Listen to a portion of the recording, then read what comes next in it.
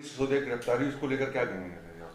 देखो, deputy CM Manish Sisodia की गिरफ्तारी होनी चाहिए क्योंकि वो एफआईआर के अंदर पहले नंबर 1 के एक्यूज थे। घोटाला, इस शराब घोटाला हुआ है इस पॉलिसी के तहत, ड्राफ्ट इन्होंने बदला है। उसकी स्मेल कहाँ से आती है कि इन्होंने शराब माफियाओं का कमीशन 2% से बढ़ाकर 12% किया।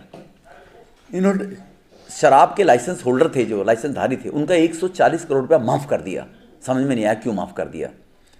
जो 2 से 12% कमीशन बढ़ाया था उसके स्टिंग आए थे, वो स्टिंग हमने जारी नहीं किए, मीडिया ने जारी किए हैं। हमने जारी नहीं किए, बीजेपी ने जारी नहीं किए, मीडिया ने जारी किए हैं। वो स्टिंग आए थे कि 12% का आधा आधा हमारा बंटना था, आधा केजरीवाल के पास जाना था और आधा हमारे पास रहना था। उसके बाद इनकी पॉलिसी में था कि कोई टेंडर अगर बिड डालेगा, उसकी जो सिक्योरिटी जमा होगी वो फॉरफिट की जाएगी, जब्त की जाएगी और वो नहीं खोल पाएगा ठेका। आपने एयरपोर्ट अथॉरिटी ऑफ इंडिया ने एक कॉन्ट्रैक्टर को एनओसी नहीं दी ठेका खोलने की, वो ठेका नहीं खोल पाया। आपने उसके 30 करोड़ रुपए वापस लौटा दिए, 30 करोड़ वापस लौटा दिए। क्या था? तो इसलिए एजुकेशन मिनिस्टर साहब नहीं है वो, एक्साइज मिनिस्टर साहब भी हैं साथ में। आपने केजरीवाल साहब कहा था कि हम जो भी निर्णय करेंगे वो रायशुमारी से करेंगे, जनता के बीच में जाएंगे। जब सरकार बनाने से पहले इन्होंने कहा था।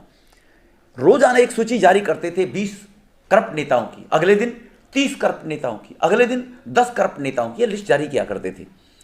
उन सबसे तो माफ़ी मांग ली, कांग्रेस के सिब्बल साहब से, अरुण जेटली साहब से, गडकरी साहब से, सबसे माफ़ी मांगी इन्होंने। केजरीवाल, मुझसे गलती हो गई, गलती हो गई। माता बहनें धरने पर बैठी रहीं, हमारी गली में ठेका ना खुले। गोविंदपुरी, देवली, अंबेडकर नगर, मधु विहार, लाड़ोसराय, मेहरौली धरने पर बैठी हैं। आप उनकी रायशुमारी तो ले लेते, भूल गए उसको भी।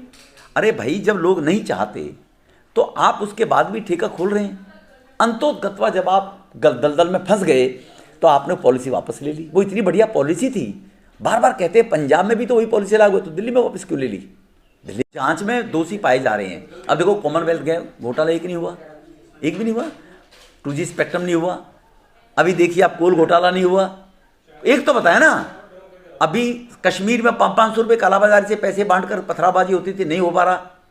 आतंकवादी घुसपैठ नहीं हो पा रही क्योंकि अब अवैध पैसे बंद हो गए हैं। तो देश के प्रधानमंत्री जी ने जो इन एजेंसियों को कालाबाजारी खत्म करने के लिए अधिकार दे रखे थे, पहले से ही दे रहे थे। करोड़ों रुपए इन एजेंसियों के पीछे खर्च हुआ करता था। इनके घर हाउस बने हुए हैं, ऑफिस बने हुए हैं, सैलरी जाती है। किसके लिए? देश के 125 करोड़ लोगों के पैसे को करप्ट लोग, भ्रष्ट लोग न डकार जाएं। इसीलिए तो मोदी जी को लाया था देश।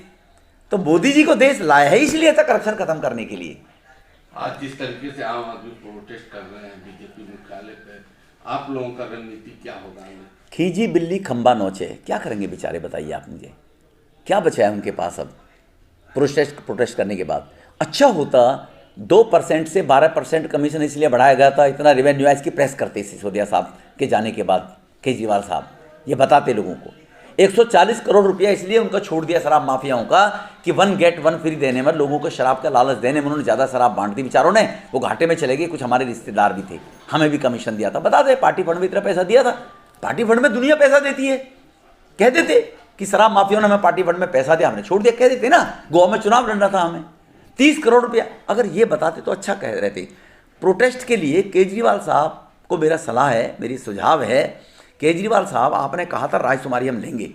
अभी दिल्ली के लोगों से भी मेरी प्रार्थना है, हाथ जोड़कर अपील करता हूं कि सब चिट्ठी लिखें राष्ट्रपति एलजी केजरीवाल साहब को, क्या मनीष सिसोदिया डिप्टी सीएम रहना चाहिए, नहीं रहना चाहिए करप्शन मामले में? क्या सत्येंद्र जैन मंत्री रहना चाहिए, नहीं रहना चाहिए? तो रायशुमारी हो जाएगी। ये केजरीवाल साहब रायशुमारी करें। अगर केजरीवाल साहब नहीं करेंगे तो दिल्ली में जहाँ भी केजरीवाल साहब जाएंगे वहीं उनका घेराव करेंगे। केजरीवाल साहब का घेराव करेंगे। दिल्ली के 2 करोड़ लोग आज इस बात के लिए पछता रहे हैं कि कौन व्यक्ति क्या कहता था, लिस्ट जारी करता था भ्रष्टाचारियों की। आज किसको हमें झेलना पड़ रहा है? प्रशासन में जो करप्शन है सबकी इंतहा हो गई है। डीसी दफ्तरों में जाकर देख लीजिए, रजिस्ट्री की एनओसी मांग कर देख लीजिए, हर जगह पैसा, करप्शन बढ़ा हुआ है। अब क्या गिरफ्तारी के बाद अब क्या मांग करते हैं कि इस्तीफा देना चाहिए? साथ क्या और भी गिरफ्तारी होगी आप मानते हैं दिल्ली सरकार? देखो, ये काम तो सीबीआई बताएगी, होगी नहीं होगी, हमारा काम नहीं है, एजेंसी का काम है। लेकिन नैतिकता के आधार पर सिसोदिया साहब सरदार भगत सिंह जी की आत्मा क्या सोच रही होगी, हम उनके अनुयायी हैं, ये कह रहे थे आप। और जब जेल अंदर जा रहे थे, केवल गिरफ्तार होने का डर था, फांसी पर नहीं चढ़ रहे थे। भगत सिंह जी तो फांसी पर चढ़ रहे थे, भगत सिंह जी तो फांसी पर चढ़े ना, नहीं कहा मेरे माँ बाप का, मेरे परिवार का ख्याल रखना, मेरी बीवी का ख्याल रखना। वो घुमा के कहते केजरीवाल साहब स्क्रिप्ट तो आपकी लिखी हुई है, मेरी बीवी का ख्याल, मेरा बच्चा कॉलेज में पढ़ने जाता है, बच्चा निपल पीता है क्या? मैं भी जब कॉलेज में पढ़ने जाता था तो हमारी मोटर स्पेयर पार्ट की दुकान भी मैं जाता था 4 घंटे के लिए, हमारा ट्रांसपोर्ट का काम है मेरे पिताजी के क्रशर्स का, वहाँ भी मैं जाता था। कॉलेज में जाने वाला बच्चा तो घुमा फिरा के केजरीवाल साहब ये स्क्रिप्ट आपकी लिखी गई थी, जैसा आपने कहा मैंने तो वैसे किया है, मेरे बच्चों का ख्याल रखना। सिसोदिया साहब ये हिंट देकर गए थे। और केजरीवाल साहब क्योंकि ब्यूरोक्रेट्स रहे हैं, अफसर रहे हैं, समझदार हैं, समझ गए हैं, अपनी बीवी को लेकर तुरंत पहुँच भी गए। एक काम तो नेक किया है कम से कम केजरीवाल साहब ने। अब इस पर कंट्राडिक्शन करता हूँ, वो भी नेक काम नहीं है, वो भी डर की वजह से कि सिसोदिया साहब न कह दें कि मेरी बीवी के पास भी मिलने नहीं गई और स्क्रिप्ट आपकी लिखी हुई थी।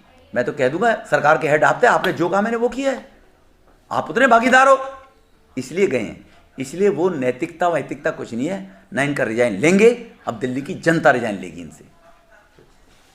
आमदनी 20-30 हज़ार रुपये से कम होती है, जिसकी भी आमदनी 30-40 हज़ार रुपये से ज़्यादा है, आई एम सॉरी, आपको बुरा लगेगा जितने भी पत्रकार हैं 10-12, आपका किसी का बच्चा सरकारी स्कूल में नहीं पढ़ता होगा, सब प्राइवेट स्कूल में पढ़ाते होगे आप लोग। तो इसीलिए सरकारी स्कूलों में भी गरीबों के बच्चे पढ़ते हैं, और स्कूलों के बराबर में ठेके खोलकर उन गरीबों के पिता को कह दिया एक के साथ एक फ्री ले जाओ। आप एक के साथ एक फ्री ले जाओगे तो रात को ज़्यादा पीकर बच्चे के माँ से लड़ोगे, झगड़ा करोगे, तो बच्चा पढ़ पाएगा क्या? तो इसीलिए उन बच्चों के भविष्य के साथ में खिलवाड़ ताऊ जी आपने किया है, जिनको आप कह रहे हो बहुत अच्छा मैं काम करके जा रहा हूँ एजुकेशन में।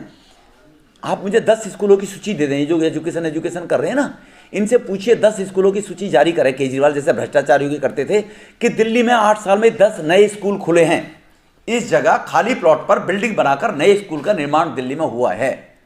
खुलने की बजाय 15 स्कूल बंद कर दिए गए, 1 लाख बच्चे सरकारी स्कूल में बंद हो जाने कम हो गए हैं। केशवपुरम में, अशोक विहार में लड़के लड़की का स्कूल एक कर दिया गया है, कोएड स्कूल को एक कर दिया गया है। क्यों कर दिए भाई? तुम तो नए स्कूल खोलने की बात कर रहे थे, 500 खोलेंगे।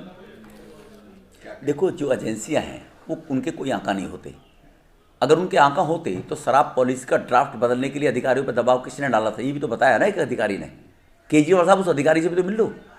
अधिकारी जो एजेंसियां हैं वो इंडिपेंडेंट काम करती हैं, और देश के प्रधानमंत्री जी ने उनको संबल दिया इस बात के लिए कि मेरी सरकार 0% करप्शन, मेरी सरकार 0% फॉर करप्शन पर काम करेगी।